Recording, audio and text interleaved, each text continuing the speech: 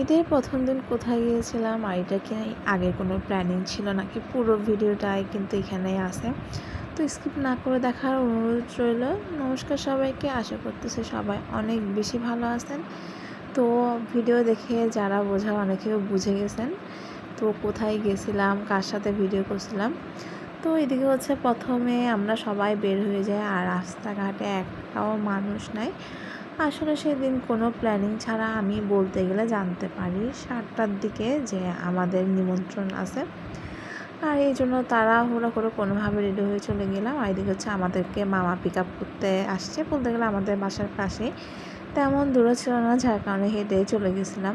তো এদিকে হচ্ছে দিদা, ভাই, মামি সবাই অনেক এক্সাইটেড ছিল।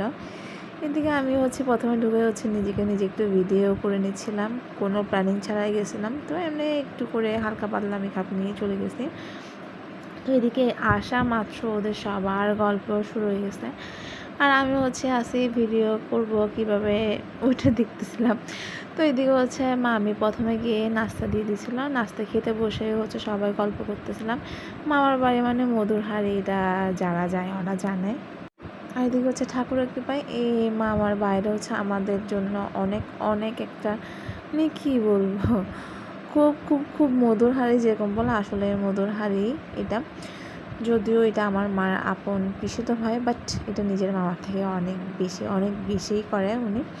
তো এদিকে হচ্ছে প্রথমেই খাচ্ছিলাম, খাইতে বসে আমার মা হচ্ছে সব জিনিস একসাথে খেতে পারে না, সেটা চা হোক বা ঠান্ডা হোক। আর আমি হচ্ছে সব সময় কোকের পাগল, কোক হলে হচ্ছে আমার আর কিছুই লাগে না। তো গিয়ে কোক খাচ্ছিলাম, আর এদিকে দেখেন গ্লাস স্টিকারটা আমি পিছনে ঘুরাই দিতে মনে ছিল না, তো এটা স্কিপ করবেন। এদিকে হচ্ছে এটা হচ্ছে মামি সাজাইছিল, আমার কেন জানি না এই জায়গাটা অনেক বেশি সুন্দর লাগছিল। আর এদিকে দেখেন আমার বোনরা, আমার ভাই, আমার ছেলে মিলে সবাই দুষ্টামি করতেছিল। এদিকে আমার ভাইয়ের বলটা নিয়ে বারবার আমার ছেলে দুষ্টামি করতেছিল, উল্টা ওকে মারতেছিল। আমার ছেলে যদি একটু অনেক বেশি দুষ্ট। এরপর আমি চলে গেছি রান্নাঘরে। মামি কিন্তু অনেক বেশি কাজ করতেছিল, বলতে গেলে দাদু, মামি আর হচ্ছে দিদা মিলেই একসাথে কাজ করছিল। আর এই যে দেখেন উনি হচ্ছে আমার সাথে বসে বসে গল্প করতেছিল, উনি হচ্ছে আমার দাদু। অনেকে আমাদের ছবি দেখে ফেলছেন অলরেডি।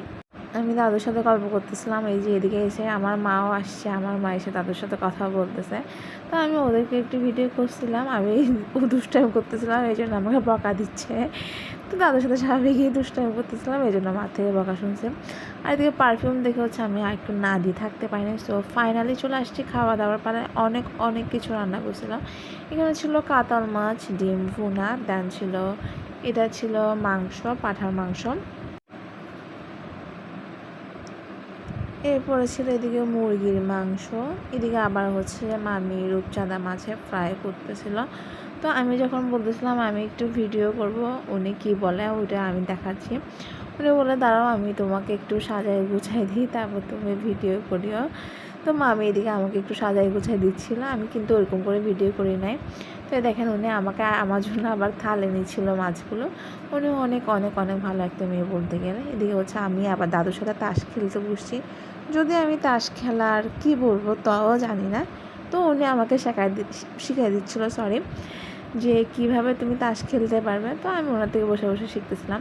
দেন এদিকে আমরা ছিলাম মানুষ অনেক বেশি, যার কারণে চিন্তা করলাম সবাই নিচে একসাথে বসে খায়, অনেক দিন তো নিচে বসে খাওয়া হয় না, আর এরকম সুযোগ সব সময় আসেও না। তো প্রথমে রূপচাঁদা মাছ আর ডিম দিয়ে খেতে বসে গেছে। আর আমার একটা বাজে অভ্যাস, আমি হয়তো বা নিচে ঘুমাতে পারবো, সব কিছু হয়তো নিচে বসতেও পারবো, কেন জানি না বরাবরের মতো আমার নিচে বসে খেতে ইচ্ছে করে না। খুব বাজে একটা অভ্যাস এটা আমার। বললাম না নিচে ঘুমাতেও পারি, কেন জানি না নিচে বসে খেতে ইচ্ছে করে না। তো আমাকে বলতেছিল যে উপরে বসে খাও, বাট সবার সাথে বসে খেতে অনেক বেশি ভালো লাগতেছিল। এদিকে মামি একটার পর একটা দিচ্ছিল মাছ। এরপর ছিল চিকেন, আমার কেন জানি না চিকেনটা খেতে অনেক বেশি মজা লাগতেছিল।